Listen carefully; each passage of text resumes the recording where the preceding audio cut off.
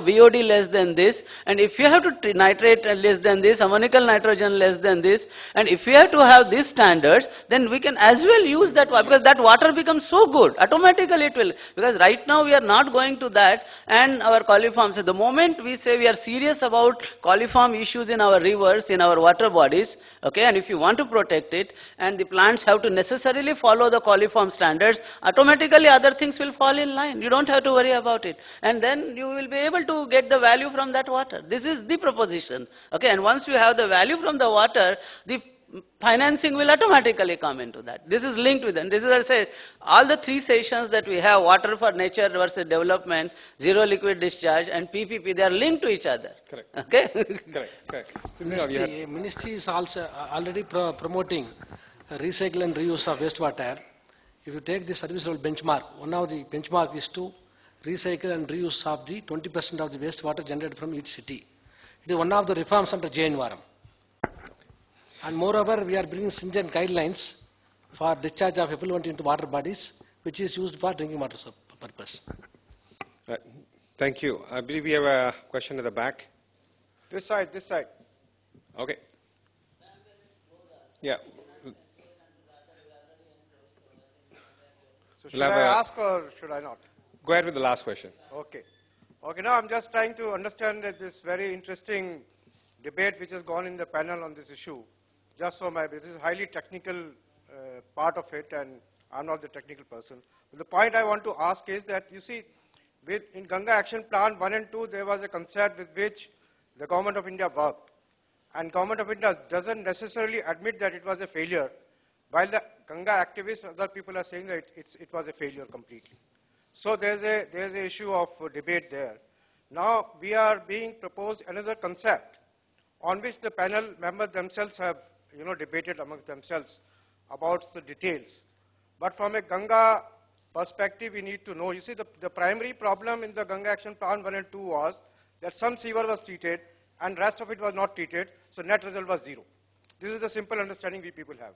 Now, the sense which I got from this debate was that again with this new paradigm which is being brought in, some things will be achieved and other will still be left untreated, and net result may still be the zero.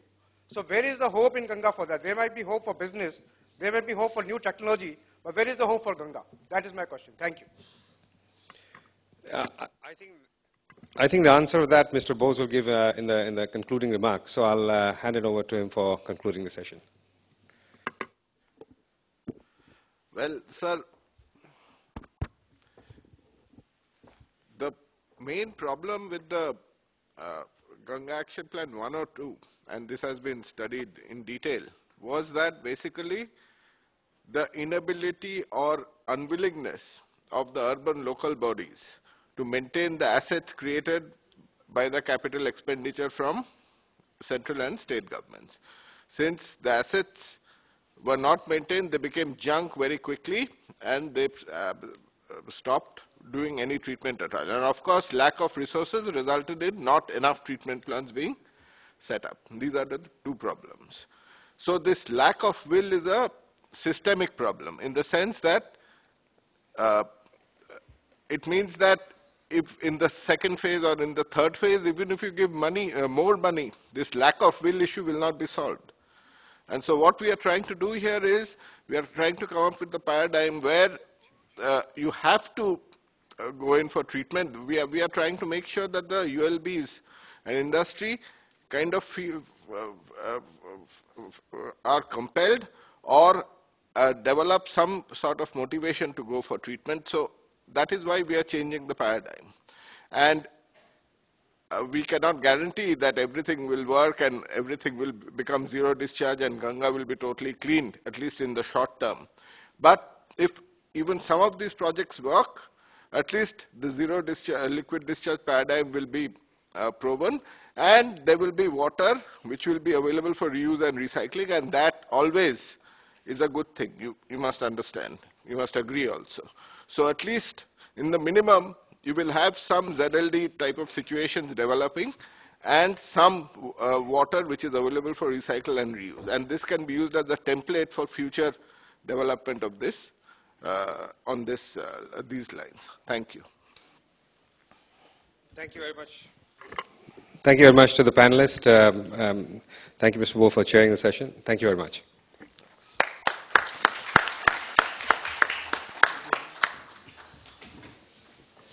We'll immediately start off the next session, which is on PPP, on wastewater treatment, reuse, and recycle.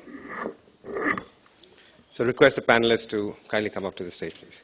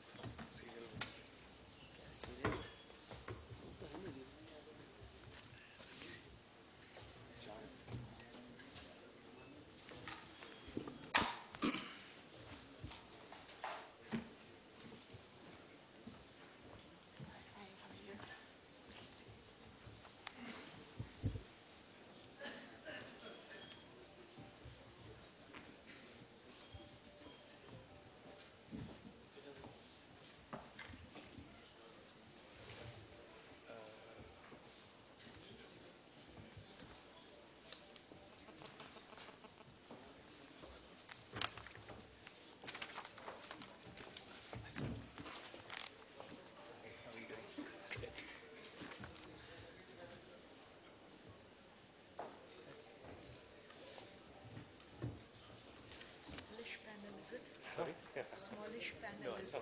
Smallish is better, actually. Smallish is better. I think last session we had. Okay, I think we'll quickly start. We don't have the time, neither we have been following the formalities.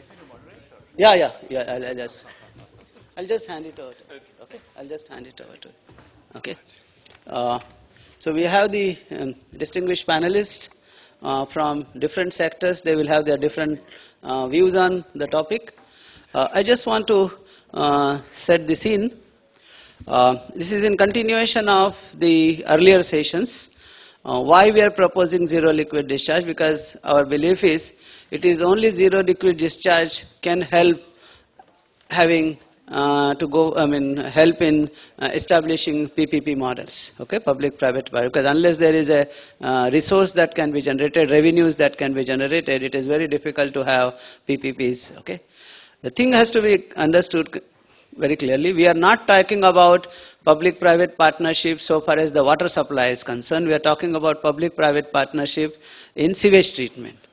And also this public-private partnership also has to be understood in a very different context. Okay? What does this public-private partnership means? Today what happens is we construct a sewage treatment plant and for that the capital is paid. And then we have some discharge now. What the proposition that we are having is do not pay for the construction of the sewage treatment plant. The idea is very simple. Everything that you have in your body, whether the shirt or the coat or the pant or the mobile or the watch, what do? What for you pay? You pay for the product that you are using. Okay? You don't pay for the factory in which this product is produced. Right? So you go to the market, see what the product is. If you like the product, you like the specifications of the product, and you are okay with the price of the product, you go and buy that. In the sewage treatment plant also, we want to bring in that same paradigm. Let somebody have the factory. We will say that this is where in this particular drain or this particular nala, this much sewage is available. You assess how much is available. You assess how much, what is the quality and characteristics of it. We will say this is the quality of water that we want from this sewage treatment plant, and if you produce this kind of sewage treatment, the treated water quality, we will agree to take that water, or we agree to pay for that water. We don't agree to pay for your, so you put in the investment, and take the risk of whatever. What we will say is, for the next 15 years or 20 years or whatever, we will agree to take water, whatever quantity that you treat from that particular treatment plant, and if you produce of a particular quality, we will agree to buy. This is the simple proposition that we have. This is what is meant by the PPP. And with this initial remarks, I would now hand over to Alok Brara, who is going to moderate, and we have the distinguished set of panelists.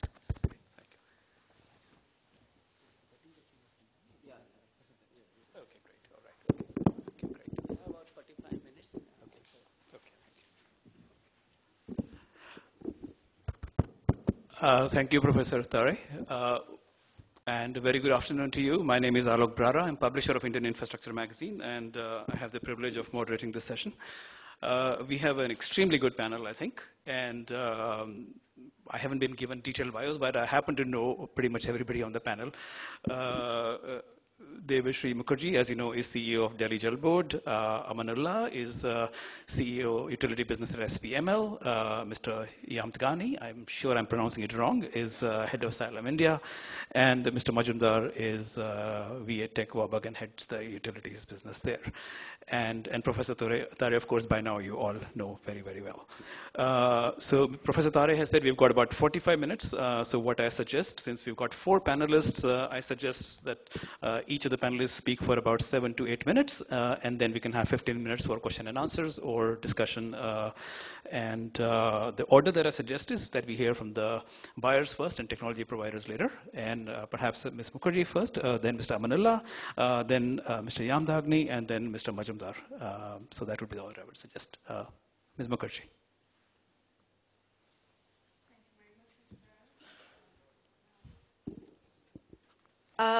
With the indulgence of the moderator, before I move on specifically to the issue of public-private partnerships, I'd like to just respond to a couple of points that were raised in the morning, and also to the issue of zero liquid discharge.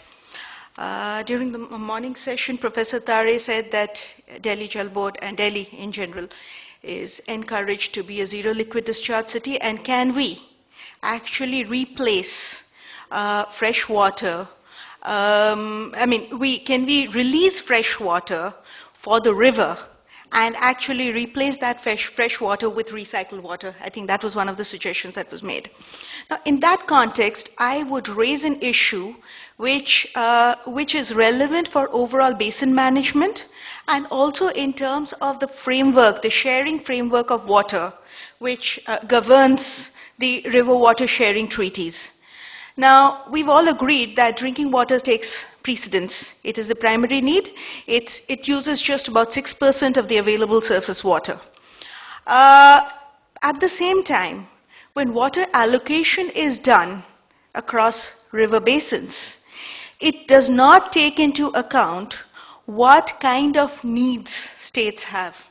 So therefore, water allocated to Delhi is really based on what is the length of the river that flows through this territory, and therefore what Delhi contributes to the river's availability of water, which is very, very low. So no matter how much population increases, no matter how much drinking water needs increase, Delhi cannot get a single million gallon more. So therefore, we need to look at these, and even if there are efficiencies that can be easily achieved in agriculture, and if there are interstate mechanisms so that Delhi would be willing to pay for those efficiency improvements, it does not argue that more drinking water will become available to the city of Delhi. This is probably a framework that we need to look at given the current context. The second issue that I need to flag also is probably, we're talking surface water because our interest is in the river water and the basin. But what we're also looking at is what recycled water will replace is not necessarily surface water. Recycled water, for instance, for Delhi, will replace extraction of groundwater. Delhi today, the Delhi Jal Board produces about 830 million gallons per day. Demand is assessed to be 1100 million gallons per day. The difference is made up by extraction of groundwater. Now, what is the